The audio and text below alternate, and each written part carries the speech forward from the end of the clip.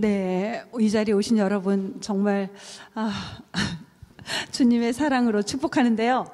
지난주에 여러분 청지기 수련회에 참석하셨어요? 안 하신 분들도 계실 텐데요. 저도 한번 해보려고요. 집에서 계속 해봤는데 여러분 손을 하트를 하시고 주머니에 넣었다가 꺼내는 거라 그랬죠? 꺼내면서 뭐라고 말하라 그러셨죠? 두 가지를 말하세요. 네, 하나는 언니. 해보세요, 언니. 그리고 비록 여기 오빠는 없지만 오빠도 하세요. 오빠 무슨 말인지 아세요? 언니는 언제나 네가 좋아. 예, 너무 좋죠? 여러분 서로 바라볼 때 너무 사랑스럽죠? 예, 언제나 네가 좋아. 또 오빠는 뭐죠? 왜 오빠인가 할 텐데 오늘도 파이팅! 이 바로 오빠입니다. 다시 한번 여러분 영혼을 실어서 하세요. 그리고 좀 뒤에 있는 분 앞으로 와주세요. 추운데 모여 앉아야지 괜히 감기 걸리면 안 되니까 모여 앉으세요. 앞으로 당겨주시고 붙어 앉으세요. 왜냐면 감기 걸리면 여러분 제가 죄송하니까 빨리 붙으세요. 조금 너무 싫어하지 마시고 서로 붙어서 따뜻한 온기가 전달되게끔 여기 저는 걱정되거든요. 그래서 다시 한번 여러분 온 마음을 다해서 좀 앞으로 오세요. 다시 한번 언제나 네가 너무너무 좋아. 너무 사랑해. 다시 한번 시작. 언니 오늘도 파이팅. 네, 이거 안 되네요. 네, 여러분 만약에 자녀들이 여러분에게 엄마 우리는 왜 예수님을 믿어야 돼? 우리는 왜 교회를 가야 되지? 우리는 왜 성경을 읽어야 돼? 이렇게 묻는다면 여러분 어떻게 대답하시겠습니까? 네, 우리의 고민이죠. 왜 예수님을 믿어야 될까? 네, 예수님은 어떤 분인가?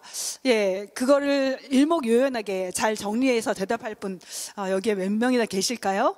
네, 오늘 바로 그 주제를 다루려고 합니다. 성경에서 예수님이 어떤 분인지 예수님의 정체를 아주 정확하게 설명해 준 그런 구절을 보려고 하는데요.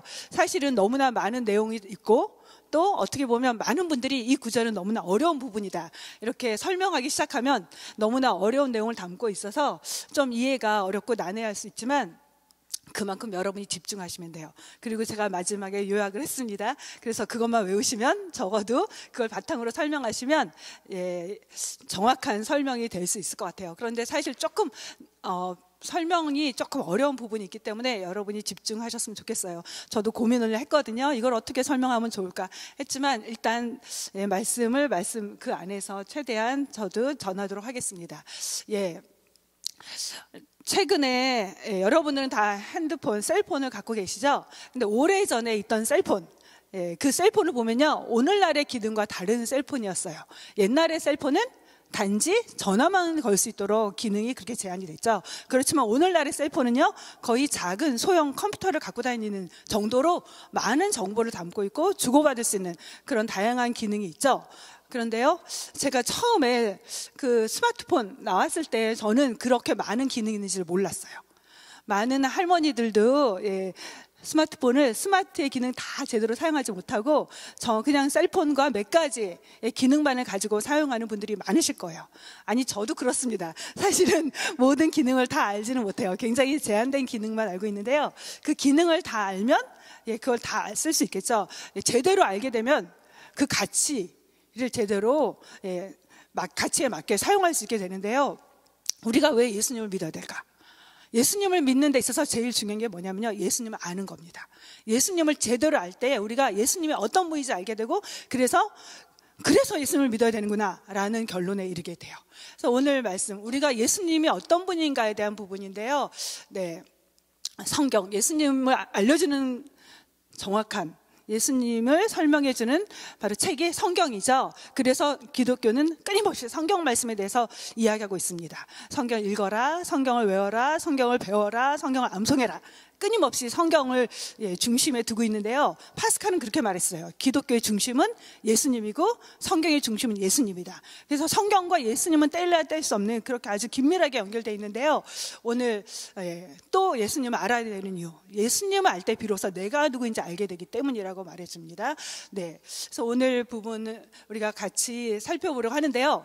여러분 요한복음 큐티하고 계세요? 네, 제가 얘기했죠. 적어도 여성 예배 오실 때는 항상 큐티책을 가져오시라고요. 다 들어보세요.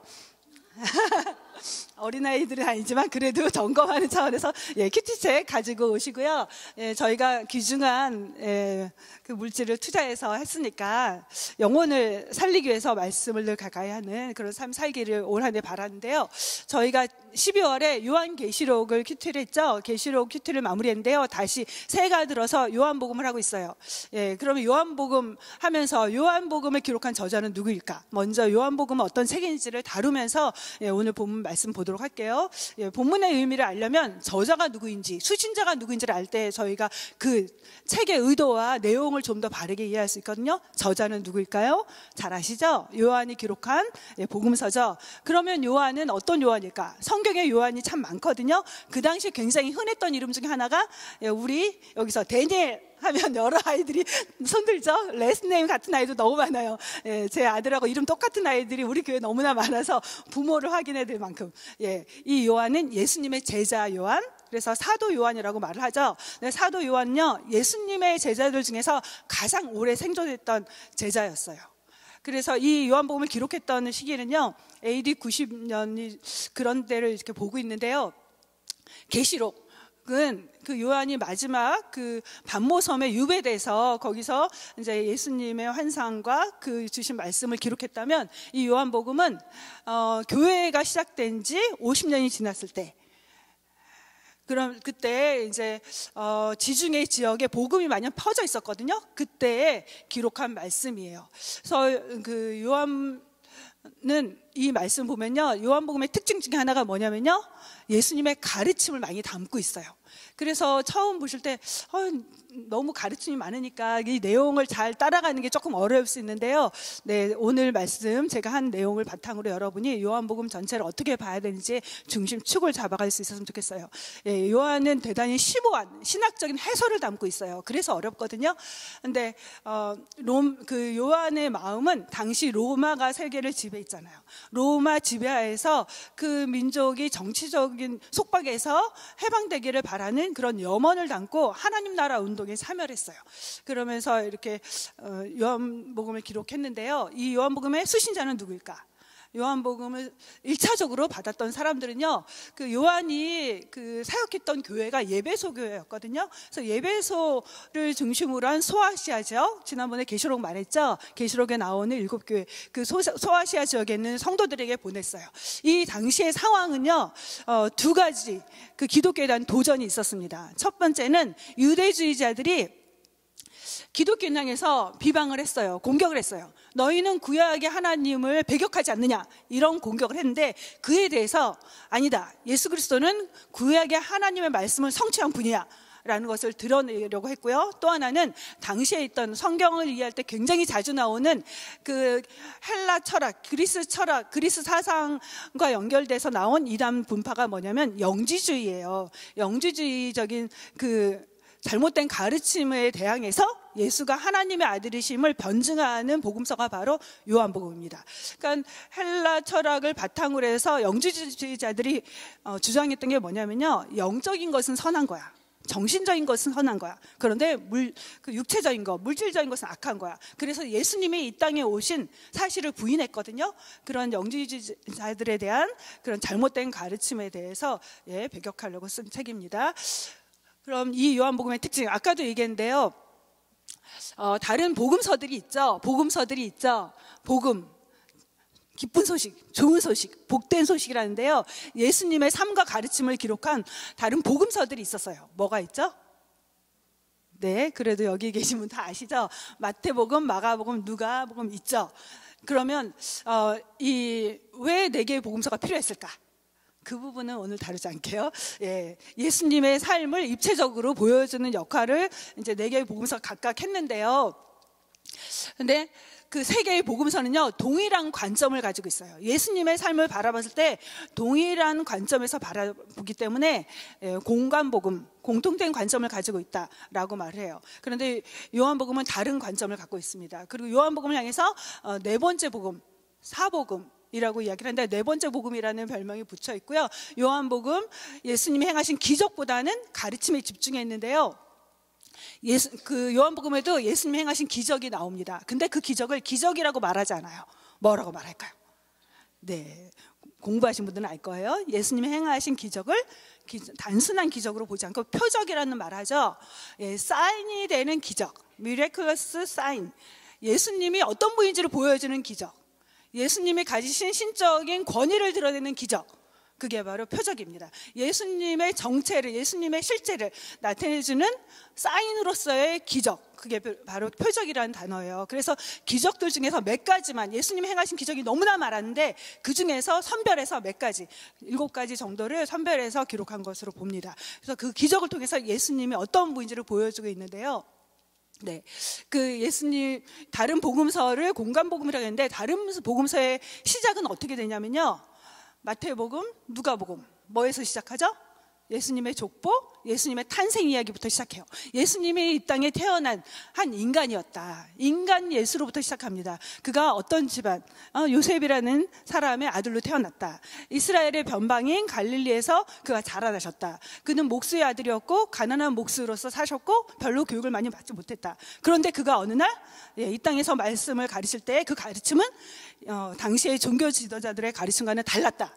권세가 있었다, 권위가 있었다, 힘이 있었다. 또 그의 말에는 특별한 능력이 있었다. 그가 말하자 바람과 바다가 잔잔해졌다. 그가 말하자 평생 동안 보지 못하던 사람이 보게 됐고, 듣지 못하던 사람이 듣게 됐고, 38년 동안 누워있던 사람이 걷게 됐고, 많은 병자를 치유했다. 그의 말씀은 능력 있는 말씀이었다. 또 더 나아가서 귀신 들린 자, 정말 잘 아는 것처럼 7귀신 들렸던 막달라 마리아를 치유하는 사건들, 그런 병든 자, 귀신 들린 자까지 치유하는 능력이 있었다. 심지어 죽은 자도 살리는 능력이 그에게 있었다. 그러면서 인간으로 봤던 예수가 그는 단순한 한 사람이 아니었어. 그는 하나님의 아들이었어. 그래서 인간 예수에서 역사적으로 존재했던 한 인물에서 그가 알고 봤더니 하나님의 아들이었구나라는 고백으로 가는 게 바로 그 공간복음의 특징이에요. 한 사람이었던 예수님을 점점 그의 삶을 통해서, 가르침을 통해서 그가 단순한 사람이 아니었고 그는 하나님이 보내신 자, 하나님의 아들, 메시아, 구원자, 그는 하나님이었어 라는 고백으로 나가는 게 바로 공간복음입니다. 그런데 요한복음의 시작은 정말 달라요. 요한복음은 반대에서 시작합니다. 처음부터 팡파레가 터지듯이 그는 누구였을까? 그는 하나님이야 라는 데서 시작합니다. 그걸 보여주는 게 바로 그 요한복음 1장 1절인데요. 우리 같이 읽도록 하겠습니다. 태초에 말씀이 계시니라. 이 말씀이 하나님과 함께 계셨으니 이 말씀은 곧 하나님이시니라. 네, 이 태초에 말씀이 계시니라. 이 말씀, 태초로 시작하는 이 말씀, 성경에 보면 아주 중요한 말씀이 또 있죠. 어떤 말씀이죠? 네, 창세기 1장 1절 말씀하고 같은 단어로 시작되는데요. 이 태초라는 말은요, 우리 중고등부를 가리키는, 중고등부를 향한 그 말이 바로 아르케죠. 같은 단어예요. 아르케라는 단어인데요. 태초의 시작. 이 말은요, 그 사람이 영원히 도달할 수 없는 시간의 뿌리라고 어떤 목사님 설명했어요. 영원 속에서 그 사람이 도달할 수 없는 시간의 뿌리라는 개념으로 했는데요. 이 창세기와 이 말씀의 태초는 약간의 같은 태초지만 어떤 차이가 있는데, 그 창세기의 태초는 하나님이 영원부터 존재하시다가 창조를 시작한 시점을 말한다면, 그 요한복음 1장의 태초는 하나님이 존재하시던 태초를 말한다는 걸 볼 수 있죠. 특별히 태초에 말씀이 계신다, 태초에 하나님이 천지를 창조하신다. 비교해 보면요, 창세기 1장에 있는 하나님의 자리에 요한복음에서는 말씀이 들어가 있죠. 그 말씀이 바로 뭔지를 계속해서 의도적으로 암시해주고 있는 거죠. 요한복음 1장에 나오는 말씀, 이게 뭐지? 말씀, 바로 하나님이다라는 걸로 연결시키는 걸 볼 수 있는데요. 특별히 그 태초에 말씀이 계시니라라는 것은 태초에 하나님이 천지를 창조하시니라와 같이 설명하는 구절이 아니라 사실은 선포하는 구절이고 선언하는 구절이에요. 여러분, 아기가 태어나면, 그래서 엄마랑 눈 마주치고 그리고 반응을 보이면 여러분 아이에게 어떤 말을 해주셨나요? 제일 먼저 아기를 향해서 해준 말은 뭐였나요? 네, 그렇죠, 엄마야, 엄마. 아니면 남자들은 아버지는 아빠야, 그렇게 얘기를 하죠. 아기한테 너 이제 태어났으니까 내가 너에게 설명을 해주겠어. 너와 나의 관계를 내가 설명해줄게. 나는 너를 이 땅에 태어나게 한 사람인데 너는 내 뱃속에 있다가 나왔고 너는 나의 유전자를 가졌어. 그리고 나는 너의 생물학적인 엄마야. 이제 알겠니? 그리고 나를 향해 부르는 말은 한국어로는 엄마고 미국 말로는 마음이야. 선택해서 불러라. 잘 생각해보고 내 설명이 납득이 되면 엄마라고 불러라. 이런 분 보셨나요? 없으셨죠? 네, 엄마의 존재를 아기에게 설명하지 않아요. 어떻게 하죠? 그냥 선언을 합니다. 선포를 하죠. 왜? 아기가 다 아기의 머리를 이해할 수 없으니까. 아기가 납득할 수 없으니까. 아기의 지성으로 받아들일 수 있는 그런 내용이 아니니까. 그래서요, 하나님께서는 이 세상을 지으시고 사람들에게 말씀하세요. 나는 하나님이야. 난 이러이러한 존재야. 그러니까 믿어. 말씀하시기 전에 처음에 선포하시는 거예요. 인간의 사고와 인간의 이성으로 그 크신 하나님, 창조주 하나님을 다 설명할 수 없기 때문에 하나님 우리를 향해서 받아들여야 돼. 나는 창조주고 너희는 피조물이야. 내가 이 세상을 지었어. 나는 하나님이야. 이렇게 말씀하신 거죠. 나는 태초부터 있던 자야. 나는 자존자야. 나는 나야. 나는 나다. 이런 말이요, 언제 성경에 나오냐면요, 바로 모세가 하나님 향해서 물어보죠. 질문합니다. 하나님, 당신은 누구십니까? 이스라엘 백성을 향해서 나를 보내시면 그들이 물을 거 아니에요? 너를 보낸 자가 누구냐라고 물으면 제가 뭐라고 대답해야 되죠? 당신은 누구세요? 나를 보내시는 당신은 누구십니까? 이렇게 질문할 때 하나님이 주신 답변이 뭐냐면 나는 나야. I am that I am. I am who I am. 나는 나야. 왜 그렇게 대답하셨을까? 인간의 유한한 언어로, 인간의 제한된 지성으로 그 크신 하나님, 이 우주보다 더 크신 하나님, 무한하신 하나님을 설명할 길이 없었던 거죠. 그 크신 하나님을 다 표현할 길이 없으니까 하나님은 선포하시는 거예요. 나는 나다 라고 말씀하신 거죠. 그걸 한국어로 스스로 계신 자라고 말하는 거죠. 그래서 하나님을 다 우리의 이성으로 이해할 수 있을까요? 네, 다 설명할 수 없습니다. 하나님은 인간보다 너무나 크신 분, 인간의 이성으로는 이해할 수 없는 분, 인간의 사고로는 다 담을 수 없는 분이라는 거죠. 네, 그런 하나님은 선포하고 계세요. 근데 특별히 1절에서 태초에 존재한 말씀이란 뜻은 무슨 의미일까요? 네, 태초에 계신 말씀. 네, 1절 말씀. 네, 다시 읽도록 하겠습니다. 시작. 태초에 말씀이 계시니라. 이 말씀이 하나님과 함께 계셨으니 이 말씀은 곧 하나님이시니라. 예, 태초에 말씀이 계셨는데요, 이 말씀이 그 유명한 로고스라는 단어예요. 네, 적어도 교회 생활 해본 분들 많이 들어보셨죠? 로고스. 이건요, 사실은 그리스, 헬라 철학에서 자주 나오는 단어예요. 용어예요. 그래서 이 뜻은요, 이성에 근거한 언어를 말해주는 그 용어인데요. 언어, 이성에 근거한 언어. 헬라 철학에서는 우주 만물의 원리, 이 우주 만물을 다스리는 원리를 바로 로고스라고 말을 해요. 우주를 존재케 하고 이 만물을 유지하고 보존시키는, 다스리는 원리가 바로 로고스란 단어예요. 그런데요, 성경에서는 이 헬라 철학의 개념을 그대로 가져온 게 아니라 성경적인 개념으로 바꾸면서, 성경의 개념으로 전환시키면서 헬라의 개념을 차용해서 사용하기 시작합니다. 성경에서 말하는 그럼 이 로고스라는 개념은 뭘까? 구약 성경에서는요, 말씀이란 단어가 다발이라는 말인데요, 그 신약에서는 로고스란 단어로 번역을 했거든요. 그 성경에서의 개념은 말, 메시지, 언어라는 뜻인데요, 예수님께서 하나님과 사람 사이에 중개자가 되셔서 하나님의 말씀을 전달하는 역할을 하시죠, 구약에서. 그리고 신약에서는 실제로 하나님의 구원의 복음의 메시지를 예수님이 전하시고 또 실행하시고 완수하시고, 그리고 복음의 메시지가 되세요. 그런 의미에서 바로 이 말씀은 결국은, 결론부터 얘기하면 예수님을 가리키는 거죠. 그래서 그 로고스, 이 말씀이란 태초부터 계신 말씀은 바로 예수님을 말해준다는 걸 볼 수 있습니다. 그래서 이 말씀의 정체를 계속해서 1절하고 이 본문에서 설명을 해주는데요. 네, 다시 한번 읽도록 하겠습니다. 태초에 말씀이 계시니라. 이 말씀이 하나님과 함께 계셨으니 이 말씀은 곧 하나님이시니라. 네, 여러분 이거 어렵지 않죠? 외우세요. 적어도 이 말씀을 외우세요. 창세기 1장 1절, 요한복음 1장 1절을 외울 수 있길 바라는데요, 이 태초에 말씀이신 예수님이 계셨다. 모든 것에 앞서서 존재하셨다. 그래서 먼저 계신다라는 것을 한자로 선지하신 하나님, 선지하신 예수님을 말하는데요, 이 예수님은, 그런데 이 말씀에 보면요, 하나님과 함께 계셨다 라고 말하고 있죠.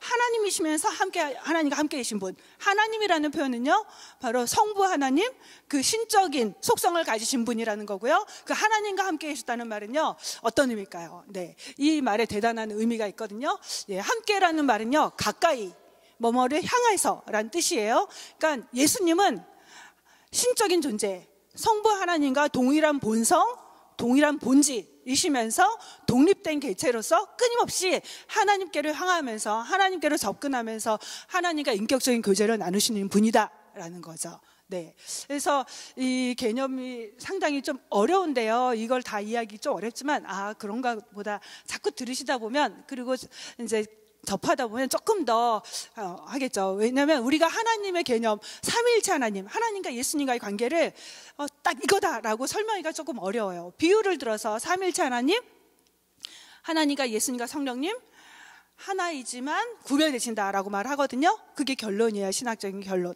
왜냐하면 이 관계를 정확하게 이 땅에서 신비한 연합의 상태를 다 이해할 수 있고 표현할 수 있는 말이 없기 때문에 그렇구나로 받아들인 것처럼 하나님과 예수님과의 관계도 마찬가지예요. 그래서 삼위일체 할 때 위라는 개념이 뭐냐면요, 분리는 되지는 않지만 구분이 되면서 함께하는 상태가 바로 법적인 개념으로 위라는 단어예요. 여러분, 삼위일체 그랬을 때 다 이해하지 않고 우리가 계속 썼죠. 하나이신데 구분이 되는구나. 삼위일체. 성경에서 하나님이라는 단어를 보니까 하나님, 성부 하나님, 찾아보니까 성자 하나님, 성령 하나님인데 이분 삼위가 하나로 되어 있는데 동사는 복수가 아니에요. is예요. 단수를 쓰고 있어요. 그래서 이 하나님의 개념을 정리한 게 바로 삼위일체 신학이거든요. 근데 다 이해할 수가 없어요. 왜냐하면 우리가 어떻게 하나님을 다 이해하지 못하냐면요, 생각해 보세요. 여러분의 엄마를 다 이해하십니까? 여러분의 엄마가 가졌던 꿈, 여러분의 엄마가 아빠와 결혼했던 거 단편적으로 이해하지만 다 이해하지 못해요. 아니, 사실은 나도 다 이해하지 못할 때가 참 많아요. 왜 내가 이러지? 이렇게 하기 싫었는데 왜 그렇게 그때 말했지? 아니, 내 몸속에서 지금 어떤 일이 일어나는지 몰라요. 여러분 아기가 뱃속에서 임신했을 때 바로 알아차렸습니까? 오늘 아기를 가졌구나. 그런 거 알아차렸습니까? 아니, 때로는 슬프게도 내 안에서 암세포가 자라는 것도 몰라요. 그렇게 내 몸 안에서 일어나는 것도 다 모르는데, 이 우주를 지으신 하나님, 시간과 공간을 뛰어넘어 계신 하나님, 우리는 2차원, 3차원, 4차원도 이해하지 못하는데 그 크신 하나님을 어떻게 이해하겠어요? 그래서 우리는 다 이해하지 못하는 것을 인정하고 가야 됩니다. 성경이 말해주는 것만큼 알 수 있는데요, 중요한 건 예수님과 하나님은 동등하시고 동일한 본체를 가지셨지만, 그리고 동일 본성을 가지셨지만 구별이 되신다라고 이렇게 말해주는 본문으로 볼 수 있습니다. 그래서요, 네, 예수님은 하나님이시지만 신적인 본성을 가지셨지만 하나님과 함께 하신다는 것은 하나님과 구별이 된다는 거고요, 동일한 실체는 아니지만 동등하시면서 하나의 관계를 이루고 계신다라는 걸 볼 수 있습니다. 그래서 그 하나님에 대한 설명, 예수님에 대한 설명은 계속 이제 3절에 나오는데요, 다시 한번 같이 읽겠습니다. 시작. 만물이 그로 말미암아 지은 바 되었으니 지은 것이 하나도 그가 없이는 된 것이 없느니라. 예, 이 말씀을 통해서 예수님이 창조 사역에 하나님과 함께 했다는 것을 보여주고 있죠. 예수님은 하나님이 이 세상을 만드시는 그 창조 사역의 대행자이시고 창조의 대리자가 되신다라고 이 말씀을 말해주고 있습니다. 그러면서 성경에서 아주 획기적인 사실, 여러분 성경을 처음 기독교인이 돼서 성경 읽을 때, 지금도 이제 교회 다니면서 아직 못 받아들이는 분이 있다 그랬는데 창세기 1장 1절 말씀이 참 납득이 어렵다 그러더라고요. 교회를 안 다녔던 사람들, 기독교를 처음 접해본 사람들이 제일 어려워하는 구절이 하나님의 창조라고 한다면, 어떻게 보면 창조보다 더 획기적인 사건이 나오는 게 뭐냐면요, 14절 말씀이에요. 같이 읽겠습니다. 말씀이 육신이 되어 우리 가운데 거하심에 우리가 그 영광을 보니 아버지의 독생자의 영광이요 은혜와 진리가 충만하더라. 예, 말씀이 육신이 됐다. 이 말은 뭐냐면요, 신이신 하나님이 육체를 가졌다, 몸을 갖게 됐다라는 것을 말해주고 있어요. 이 하나님이신 예수님이 육신을 가진 사람이 됐다. 이 사건을 뭐라고 말하죠? 네, 성육신 사건이라고 말하거든요. 인카네이션. 그래서 성육신 사건을 성경에서 보여주는 빌립보서 2장의 말씀과 함께 대표적인 구절이에요. 그래서 이 칼빈은 이렇게 말했어요. 창조의 사건보다 성경에서 더 경이롭고 더 신비한 사건은 바로 하나님이 사람이 된 사건이다. 그가 창조주로서 온 세상을 만드셨는데 그가 만드신 피조물의 세계 안으로 들어오셨다. 피조물의 하나가 되셨다라는 사건은 인간이 이해할 수 없는 그런 사건이라고 말하고 있죠. 우리 크리스마스 여러분 잘 지내셨죠? 바로 크리스마스가 어떤 날이냐면요, 창조주 하나님이 사람이 되셔서 우리를 찾아오신 날을 기념하는 절기죠. 우리가 왜 크리스마스를 지키냐면요, 단순히 기쁘다, 예수님 오셨다, 아기 예수님 오셨군요가 아니에요. 하나님이 인류를 구원하기 위해서 그가 만드신 피조물의 하나로 자기를 낮추고 찾아오신 사건, 그게 바로 크리스마스의 본질적인 의미인 거죠. 그래서 성육신 사건을 기념한 날이 바로 크리스마스고 크리스마스 절기죠. 그래서 대강절, 하나님이 이 땅에 우리를 찾아오신 사건, 절기로 교회에서 지키고 있죠. 그런데요, 이 성육신 사건을 보면요, 우리가 다시 한번 생각해 볼 필요가 있어요. 그 크신 하나님이 작고 작은 우리를 찾아오신 사건, 왜 그러셔야만 됐을까? 왜 그 하나님이 무한한 능력과 지혜와 그 다음에 부족함이 없고 한계가 없는 그 크신 하나님, 왜 우리를 찾아야만 했을까? 한번 우리가 생각해 볼 필요가 있을 것 같아요. 왜 하나님이 찾아와야만 됐을까? 예수님이 사람이 되셔야만 하는 이유, 인간의 죄를 해결하려면요, 인간이 돼야지만 인간을 대표해서 죄 문제를 해결할 수 있는 그런 여건을 갖추기 때문이죠. 또 그가 하나님이어야만 되는 이유는요, 모든 사람은 죄를 졌기 때문에 죄인은 죄 가운데 죽어갈 수밖에 없고 자기 죄를 해결할 수 없거든요. 그래서 죄 없는 하나님이 찾아오셔야만 했던 거죠. 인간을 대신해서 죽어야 했기 때문에 그는 또 우리와 동일한 사람이 인간이 되어야만 했다는 거죠. 또 이 본문에서는요, 예수님이 이 땅에 오신 이유를 18절에서 또 설명을 해주고 있는데요, 같이 읽겠습니다. 본래 하나님을 본 사람이 없으되 아버지 품속에 있는 독생하신 하나님이 나타내셨느니라. 예수님이 이 땅에 오셔서 하신 일 중에 중요한 부분 중에 또 하나는 뭐냐면요, 사람은 죄가 있잖아요. 그래서 사람은 거룩하신 하나님을 직접 볼 수도 없고 가까이 할 수 없죠. 죄가 하나님과 우리 사이를 가로막고 있어요. 그래서 하나님 사이로 우리는 갈 수가 없습니다. 하나님을 보면 죽을 수밖에 없는 그런 상태였죠. 하나님과 교제를 나눌 수도 없었어요. 하나님과 끊어진 상태, 단절된 상태에 있었죠. 하나님으로부터 소외된 상태, 죄 가운데서 그렇게 있었던 우리를 예수님이 찾아오셔서 그 거룩하신 하나님을 친히 보여주셨죠. 그러면서 예수님을 통해서 우리로 하여금 하나님을 만지고 하나님을 보고 하나님 품에 안기고 하나님과 대화하고 하나님과 교제를 나눌 수 있도록 예수님이 이 땅에 찾아오신 거죠.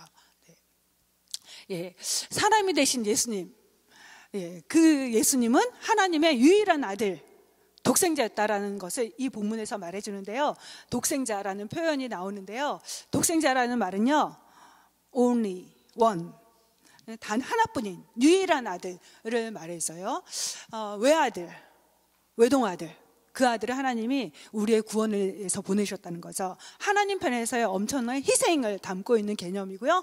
또 하나님은 이 본문을 통해 창조 때부터 범죄한 인간을 위해서 구원을 계속하시고 구원을 준비했다는 것을 우리에게 알려주고 있습니다. 여러분 이제 설명할 수 있을 것 같으세요? 설명할 수 있으실까요? 이 세 가지 같이 읽겠습니다. 첫 번째, 예수님은 하나님이시다. 하나님의 독생자로서 하나님의 영광, 은혜와 진리가 충만하시다. 두 번째, 예수님은 그는 완전한 사람이 되셨다. 완전한 사람의 속성을 가지고 계신다는 거죠. 그래서 예수님은 배고프셨고 또 예수님도 피곤하셨고 예수님은 눈물을 흘리셨고 그래서 예수님이 죽을 수 있었던 거죠. 예수님의 사람으로서의 속성을 바로 인성이라고 말을 합니다. 세 번째, 예수님은 하나님과 동일한 본성을 지니셨지만 성부 하나님과 구별되는 성자 하나님이시다. 이 부분을 정확히 갖고 있으면요, 이단들이 왔을 때 여러분이 넘어지지 않을 수 있어요. 대부분의 이단은요, 바로 이 부분을 다 변질시키고 왜곡시킵니다. 이 부분에 손상을 가하고 훼손하는 게 바로 이단이거든요. 그래서 이 부분을 여러분이 계속해서 정립을 해나가는 성경 말씀을 배우는 그런 과정이 되었으면 좋겠어요. 이 말씀이신 예수님에 대한 설명이 계속 4절, 5절에 나오는데요. 같이 4절 말씀 읽겠습니다. 그 안에 생명이 있었으니 이 생명은 사람들의 빛이라. 네, 예수님 안에 생명이 있었다. 이 생명은 사람들의 빛이 됐다라고 말하는데요. 예수님은 사람들에게 영혼의 생명을 주는 빛이시고 또 육체의 생명을 주는 분이다. 생명의 근원이 되신다. 또 생명을 지으신 분만 아니라 생명의 근원이 되셔서 또 빛의 근원이 되셔서 빛을 계속 공급해 주신다라고 말해요. 요한복음에서요, 대단히 중요한 그 선언이 있는데요.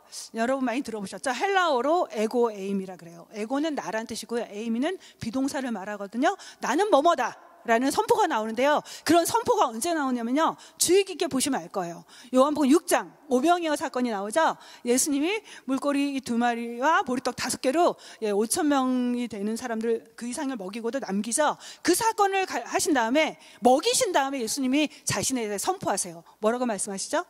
나는 생명의 떡이야. 너희는 지금 이 떡을 먹으면서 생명을 유지할 수 있었지. 그런데 진정한 너희 영혼을 살리는 생명의 떡은 나야. 그 실제 사건을 통해서 예수님의 어떤 분인지를 보여주고 있죠. 그래서 근데 끊임없이 예수님이 나는 생명의 떡이야. 나는 생명의 물이야. 나는 부활이요 생명이야. 나는 길과 진리와 생명이야. 그래서 예수님이 영원한 생명이 되신 분인 것을 계속 보여주고 있어요. 또 요한복음에서는요, 중요한 단어가 3L이라고 자주 얘기하시죠. 우리 담임 목사님도 love and life and light인데요. 생명을 주는 빛이 되신다라는 개념이거든요. 모든 생명체는 빛이 필요하죠. 빛이 없으면 살 수가 없어요. 그래서 모든 생명체들은 끊임없이 빛을 향해 갑니다. 여러분 물리 생물에서 배웠죠? 굴광성이라고. 모든 생명체는 빛이 있으면 그 빛을 향해서 끊임없이 나아가고 있다. 이곳에 깜깜하게 해놓고요, 식물을 갖다 놨다 그래봐요. 그리고 아주 자그마한 빛을 저쪽에다 비춰줬다 그래봐요. 이 나무가 어디로 향해 갈까요?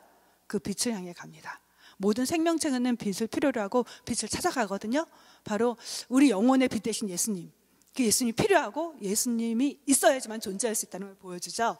네. 그런데 이 빛 되신 예수님을 사람들은 어떻게 대했을까요? 예수님이 이 땅에 찾아왔을 때 예수님을 향해 보인 반응이 크게 두 가지로 나눕니다. 10절부터의 내용은요, 어떤 반응을 보인지 함께 찾아봅시다. 같이 읽겠습니다. 그가 세상에 계셨으며 세상은 그로 말미암아 지은 바 되었으되 세상이 그를 알지 못하였고 자기 땅에 오매 자기 백성이 영접하지 아니하였으니. 네, 이 말씀 10절 11절의 말씀은요, 빛이신 예수님, 생명의 근원 되신 예수님, 창조주 예수님이 이 땅에 찾아오셨는데 사람들이 받아들이지 않았다라는 것을 말해주고 있죠. 거부한, 그 창조주 예수님을 거부한 사람들의 죄악장을 말해주고 있어요.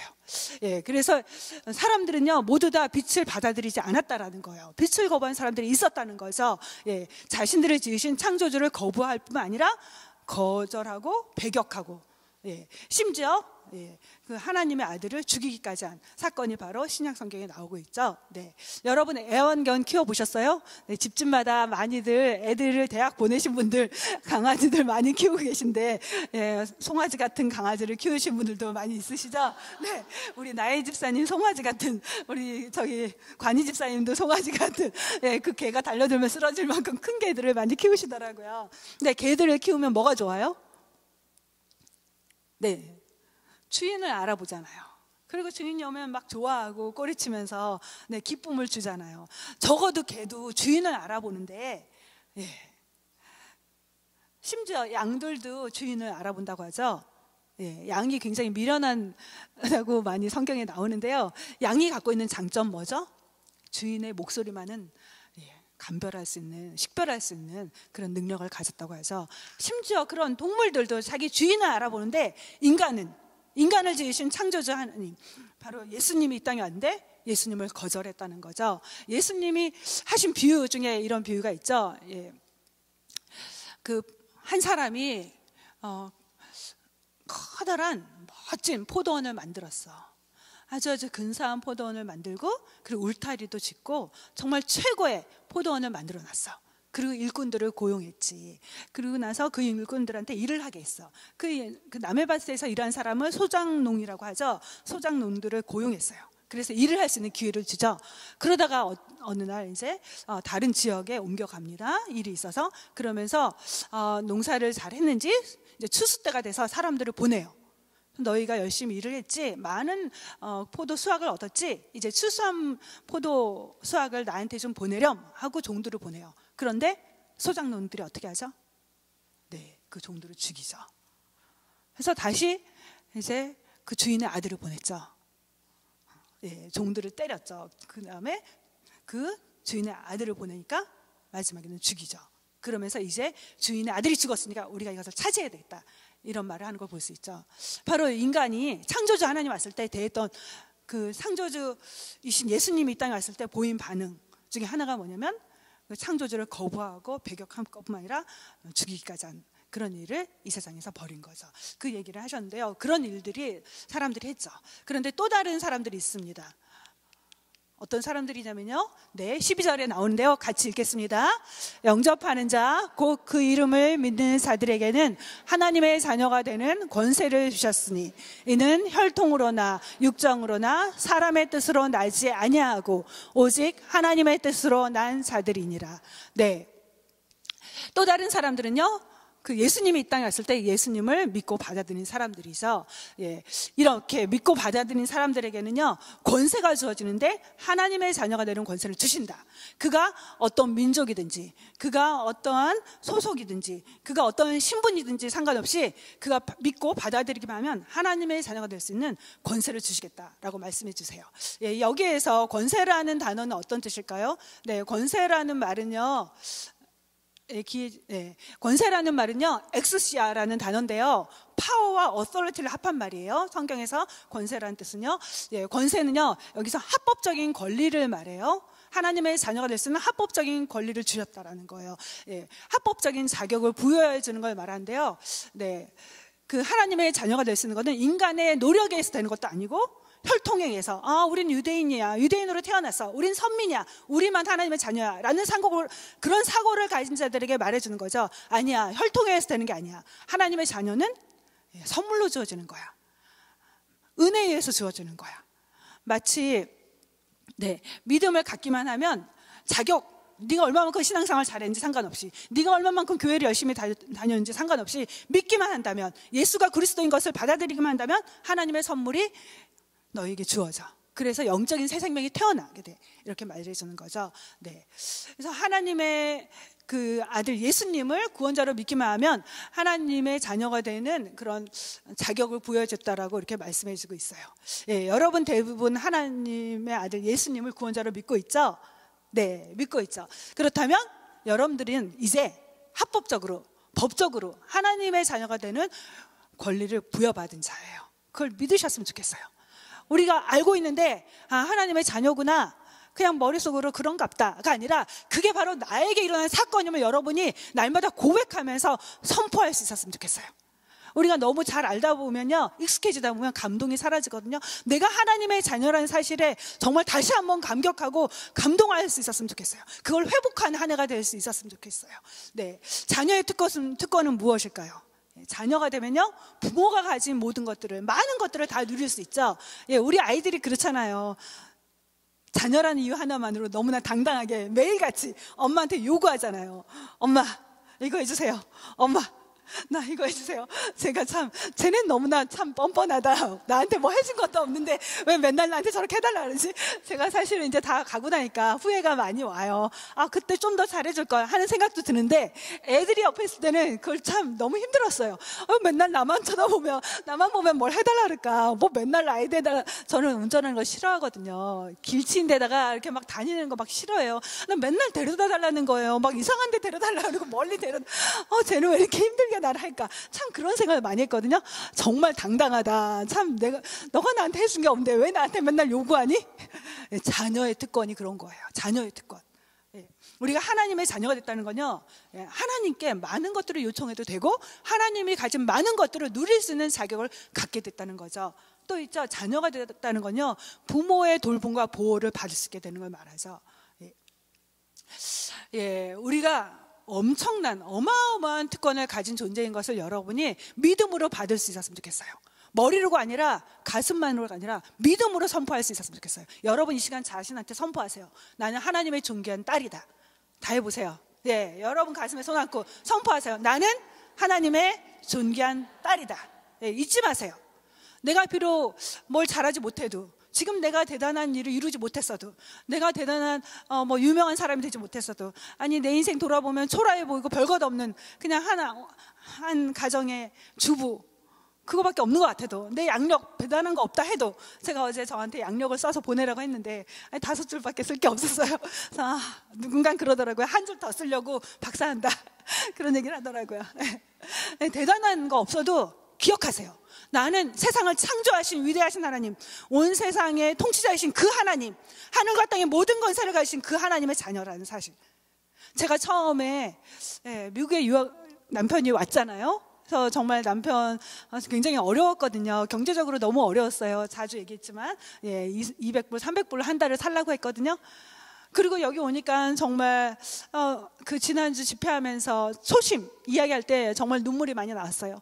미국에 유학 갔을 때 다시는 부모님 만나지 못할 것 같은 심정으로 차에 타면서 막 남편도 눈물 나고 나도 눈물 흘렸던 순간, 그리고 디트로이트 공항에 내렸을 때 애 손을 꼭 잡고 애 안 잊어버리려고 두려운 마음으로 하나님 생각하면서 걸었던 그 순간들이 떠오르면서 많이 눈물이 났는데요. 그렇게 찾아온 이 미국 땅, 어떻게 정말 가진 것도 없고 돈도 없고 정말 춥고, 미시건은 진짜 추웠거든요. 겨울이 6개월이었습니다. 6, 7개월이었어요. 너무 우울했어요. 근데 정말 가난한 유학생 와이프로 살면서 제가 저를 지킬 수 있었던 것, 제가 주눅들지 않고 하나님 말씀 전할 수 있었던 것, 뭔지 아세요? 난 하나님의 자녀야. 내가 믿는 하나님은, 비록 나는 이 땅에서 이방인 같지만 내가 섬기는 하나님은 이 미국 땅을 통치하신 하나님, 아니 이 미국 땅보다 온 세상을 통치하신 하나님이야. 그 위대하신 하나님이 나의 아버지야. 그것 때문에 제가 버틸 수 있었어요. 견딜 수 있었어요. 담대하게 살 수 있었습니다. 여러분 기억하세요. 우리가 비록 이 땅에 살면서 조금은 영어도 못하고 정말 한국에 있었으면 좀 그래도 뭔가 좀 그래도 괜찮았는데 여기서 아무것도 없어 보여도, 여러분 하나님은 그렇게 보지 않으세요. 이 세상에 단 하나뿐인 딸처럼 그렇게 여러분을 보고 계십니다. 너는 내 눈에 넣어도 아프지 않은 그런 귀한 딸이야. 하나님은 우리 한 사람 한 사람을 수많은 사람 중에 하나로 보지 않으세요. 단 하나뿐인 자식처럼. 여러분 큰아이는 큰아이대로 걔가 너무 귀하고, 둘째는 둘째 아이대로 귀한 것처럼 하나님은 나를 볼 때 이 세상에 단 하나뿐인 자식처럼 그렇게 사랑하고 계십니다. 그래서 말씀하고 계세요. 그 다음 구절 읽겠습니다. 자기 아들을 아끼지 아니하시고 우리 모든 사람을 위하여 내주신 이가 어찌 그 아들과 함께 모든 것을 우리에게 주시지 않겠느냐. 하나님 말씀하세요. 내 아들까지 너한테 주지 않았니? 내 사랑하는 아들도 너를 위해서 희생시켰어. 그만큼 너를 가치 있게 여기고 그만큼 너를 사랑해. 이사야서에 보면요 참 놀라운데요, 내가 너를 지명하여 불렀다. 내가 너를 보배롭고 존귀하게 여긴다. 그러면서 뭐라고 말씀하신지 아세요? 너를 구스와 스바와 바꾸지 않아.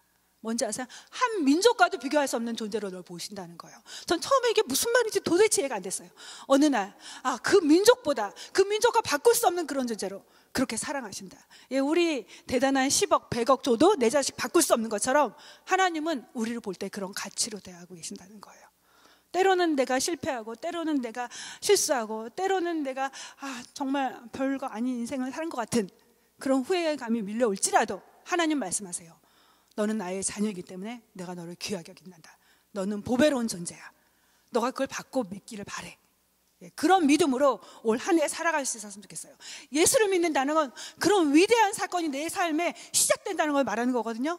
예수를 믿는다는 거, 내가 지금 뭐 별거 이루지 못한다고 해서 시시한 인생이 아니라는 거예요. 하나님 앞에서는 최고의 가치를 존재라고 하나님은 말씀해 주세요. 그러면서 내가 너에게 필요한 모든 것도 공급해 줄게. 구하라고 말씀하시죠. 구하면 하나님의 영광에서 우리에게 주신다라고. 너의 필요한 모든 것 넘치도록 채워줄게. 그렇게 말씀하고 계세요. 그러니까 여러분 기도하셔야 돼요. 위대하신 하나님이 약속하셨는데 여러분이 하나님이 준비하신 것들을 구해서 누리면서 그 풍성한 삶을 살 수 있기를 바랍니다. 여러분 금수저 물고 태어난 분들 계세요? 있을 수도 있고. 근데 저도 대학 생활할 때 정말 저희 과에 너무나 잘난 친구들이 많았어요. 지난번에도 자주 얘기했지만 포항제철 회장님 딸이 계셨습니다. 그리고 그 대통령의 조카도 있었어요. 저는 몰랐는데 친구들이 알려주더라고요. 그리고 저의 절친들 중에는 교수 아버지, 교수 그 삼촌 이모를 둔 친구도 있었고요. 또 무슨 제약회사 이사님의 딸도 있었고, 한국은행의 뭐 이렇게 임원 중에 딸도 있었어요. 저의 절친이었어요. 저는 그런 게 아무것도 없었거든요. 힘들었어요. 근데 그 순간 저를 지켜준 건요, 나는 하나님의 자녀야. 비록 이 땅에서 나는 금수저 부모님 없지만, 그걸 타고나진 않았지만, 은수저도 없지만 하나님이 나의 아버지야. 그 사실 때문에 제가 정말 많이 울고 감사했다는 거 제가 여러 번 얘기했죠. 여러분, 하나님이 나의 아버지란 그 사실만으로도 우리 정말 감동해야 됩니다. 감격해야 됩니다. 감사해야 돼요. 그런 믿음 여러분 가질 수 있었으면 좋겠어요. 네, 제가 계속 얘기를 했는데요. 저의 인생의 만화 하면은, 아니 사실은 소설이죠. 원작이 10권까지 있어요. 그 결혼한 거, 그 다음에 아이를 키우는 것까지 계속 나오는데요. 저희 집에 그 빨간 머리 앤에 대한 책이 있거든요. 근데 만화로 된 빨간 머리 앤에서는요, 시작이 어떻게 되냐면, 이 앤이, 고아로 있던 앤이 매튜 마릴라라는 그 오누이의 집에 입양되는 과정을 다루고 있어요. 그래서 앤이 그 초록색 지붕의 아이로 입양이 된다는 생각에 너무나 기뻐하면서 그 집을 가죠. 그리고 그 집에 있는 하얀색 자작나무를 보면서 뭐 흰 머리 여왕, 흰 눈꽃 여왕 막 이런 별명을 붙여주면서 너무너무 행복해요. 근데 얼마 지나지 않아서 이야기를 해주죠. 네가 남자가 아니라서, 우리가 원하는 아이는, 입양할 아이는 남자애였어. 농사 짓는데 도움을 얻기 위해서 남자아이를 입양하려고 했는데 네가 잘못 왔어. 뭔가 착오가 있었던 것 같아. 아무래도 너를 돌려보내야 되겠어. 그러자 걔가 어떤 반응을 보인지 아세요? 애니? 예, 울죠. 근데요, 그냥 운 게 아니라 그냥 눈물 조금 흘리고 끝난 게 아니었어요. 엉엉 웁니다. 막 통곡하듯이 울어요. 침대에 파묻혀서 1시간 이상 운 걸로 나오거든요. 그렇게 너무나 괴로워하면서 울어요. 왜 그랬을까? 부모가 너무 갖고 싶었던 거죠. 사랑에 굶주려 있는 아이였잖아요. 사랑받고 싶어서 그랬던 거죠. 제가 그거 보면서 너무 가슴이 아파서 저도 나도 모르게 눈물이 났어요. 그리고 제가 그 작품 속에 들어가서 걱정하지 마, 내가 입양해 줄게, 그 말을 해주고 싶었어요. 그렇게 사랑을 갈구하는 그 아이를 향해서 내가 입양해야 되지 않을까? 그런 마음이 들어서 남편한테 우리 입양하면 어떨까? 나이가 너무 많아서 자격이 안 되지만 그런 마음이 들 만큼 그 부모를 갖고 싶어하는 아이의 그런 절규를, 제가 통곡을 그 작품에서 봤거든요. 예, 기억하세요. 원래 우리도 하나님을 떠나서 죄 가운데서 마치 고아처럼 어둠 가운데 있던 우리였지만, 예수님이 찾아오셔서 죄 가운데 망가진 우리를 고쳐주시고 치유하시고 용서하시고 회복시키시면서 하나님의 자녀로 삼아주셨다는 그 사실을 여러분 기억할 수 있었으면 좋겠어요. 네, 자녀라면요 너무나 많은 특권을 누리게 되는데요. 또 우리 지난주에 월요일 날 미국 대통령 취임식이 있었죠. 네, 그 취임식에서 보면요, 그 자녀들과 가족이 이렇게 등장하는 거, 이렇게 앞에 나오는 거 볼 수 있는데요. 네, 대통령이 백악관에 살기 때문에 자녀들도 백악관에서 삶을 누릴 수 있게 되는 거죠. 네, 자녀는 부모가 가진 많은 것들을 누릴 수 있는 축복이 주어집니다. 우리가 하나님의 자녀이기 때문에, 그 사실 하나 때문에 우리는 하나님이 가지고 있는 많은 풍성함과 부요함을 누릴 수 있는 자격을 갖게 된 존재예요. 네, 이 세상에서 가장 불쌍한 아이, 자주 말씀드렸죠. 고아죠. 예, 몸이 너무나 아픈데, 마음이 너무나 아픈데, 낙심과 절망이 찾아드는 괴로운 밤에 아무에게도 관심을 받지 못한 아이가 바로 고아라고 할 수 있어요. 그런데 기억하세요. 우리는 영적인 고아가 아닙니다. 우리가 가장 힘들 때 그 이름을 부르기만 하면 우리를 찾아오시는 분이 계시죠. 우리 하늘 아버지는 언제나 우리에게 관심을 갖고 우리를 바라보고 계십니다. 우리 향해 두 손을 내밀고 계시고, 우리가 부르기 전에 우리 향해서 언제나 두 눈을 향하는 그런 하늘 아버지가 계십니다. 캄캄한 밤이 됐을 때 돌아갈 곳이 없는 아이가 바로 고아죠. 네, 이렇게 추운 날 갈 곳이 없는 아이, 정말 얼어 죽기 십상이죠. 그런데 우리는 영적인 고아가 아니죠. 어두운, 우리 인생의 어두운 밤이 찾아왔을 때, 우리의 인생의 가장 캄캄한 날이 찾아왔을 때, 내 몸을 내가 스스로 가누지 못하는 그런 때, 그 누구도 나를 찾아와주지 않는 그때에도 우리 곁을 떠나지 아니하시는 하나님 아버지, 그리고 인생의 마지막 순간에 우리가 거할 영원한 처소를 준비하면서 우리를 불러주시고 우리를 안아주시고 맞아주시는 하나님 아버지가 계시다는 것. 그러니까 얼마나 큰 축복인지 우리가 다시 한번 기억하면서 하나님 아버지의 자녀됨을 우리가 정말 누리고 또 그 하나님 아버지와 함께 살아가는 그런 삶이 되었으면 좋겠어요. 올 한 해 하나님은 나의 아버지십니다. 그거 한 가지만으로 저는 감격하겠습니다. 감사하겠습니다. 계속 감사하겠습니다. 그리고 그 사실을 전하며 살겠습니다. 그런 고백이 있는 한 해가 되기를 예수님의 이름으로 축복합니다.